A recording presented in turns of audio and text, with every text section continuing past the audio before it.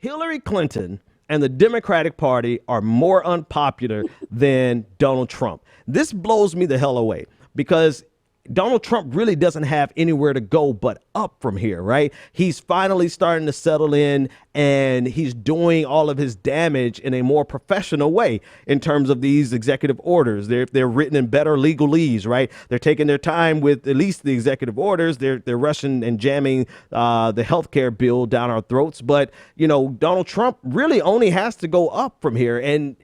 But Hillary Clinton and the Democratic Party and the GOP are all less popular than Donald Trump. What the hell is going on, Patrick? Well, JP, I mean, again, I mean that JP. what happens is that you have to. That's all right, man. That's okay. So what ends up happening is that you have to take this thing into consideration of what's happening. Donald Trump hasn't really done or had a lot of time for your average low consumer of political news to make too many mistakes. Sure, they're hearing about the Russian stuff, but it really doesn't bother them yet. They're waiting to see what type of legislation and stuff he's going to pass. If you think about it, he basically is doing what he said. So from a political standpoint, he's being true to what they say, to thy own self be true. Yeah. He's being true. And he's actually doing those things that he said he would do. Everybody didn't agree with him. Everybody just didn't want to see the status quo continue. There needed to be some type of shakeup, man, for it to really begin to happen. Yeah. And so I think that's why they're saying Trump's floor is somewhere around 40 to 45%. Yeah, you hit it right on. And he stays there no matter what, at least for now. Yep. But let's not be fooled, because now if this healthcare bill does not pass, if this healthcare bill struggles, then we'll begin to see, because what's happening is that people are beginning to see that Obamacare and the Affordable Care Act ain't the same thing. So you hit the number spot on, right? So Trump's favorable, his unfavorable right now is 47%, compared to Hillary Clinton's unfavorable, which is 55%. The Republican Party's unfavorables are 48%. Democratic Party's unfavorables are 52%. And even the media, the unfavorables are 50%. So Donald Trump is liked less he's disliked less than everybody involved in the conversation. But it blows me away specifically about Hillary Clinton. Do you think we just haven't put enough time between the election and Hillary Clinton, or news? Go ahead.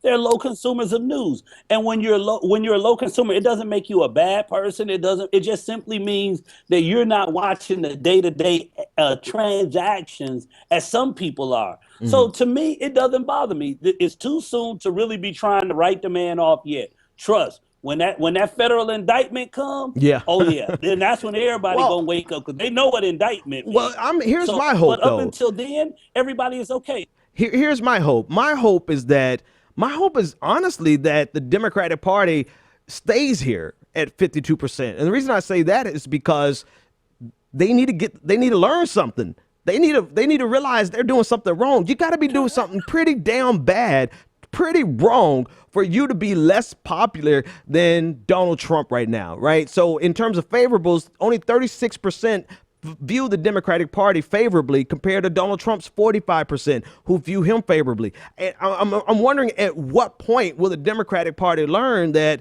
they're not doing something correct, or better yet, they're doing something terribly wrong for you to be less popular than Donald Trump? I believe one of our elders said this: power concedes nothing without a demand. Yep. So I don't know if they realize that the people are demanding difference. And we saw that they were afraid to give it up by running someone against Ellison. Not so much that their platform was different, but it actually has to do with, who do you listen to? Who are you getting your information from? And who do you owe? Because at the end of the day, Perez owes the status quo. Yeah. And that's why when push comes to shove, shit, he's gonna do the spot on stuff with Keith Ellison. And Ellison, he a good team player, so he gonna do right because he knows that if he fractures the party, the chances of them removing the Republican in 20 becomes a problem. Right. So he's playing good ball, if you Right. want to call it that. He's playing good ball. He's gonna be a good teammate.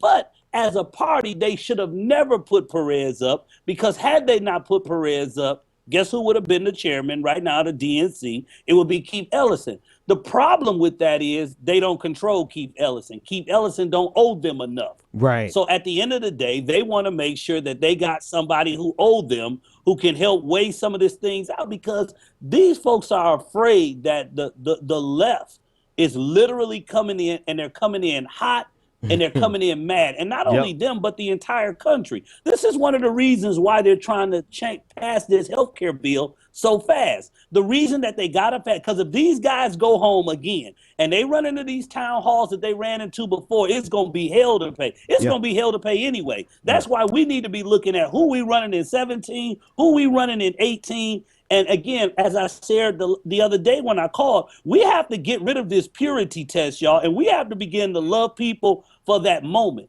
I may not agree with you on abortion, but I agree with you on income inequality. When we're talking about things of income inequality, can we be cool? Can we work together? And then when because of religious considerations, I may look at abortion differently than you. Will you not disparage me to the point that we can't work together? Because if that's what we continue to do, that's what's happening. Look at what's happening right now. Ben, these folks hate Trump. Yeah. Trump is not a conservative.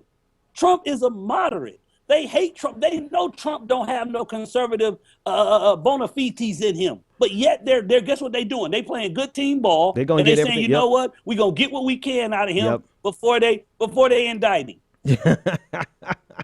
I believe that last part very much so. I believe that they are going to do everything they can. They don't care what Trump does as long as he signs the legislation that they put on his desk.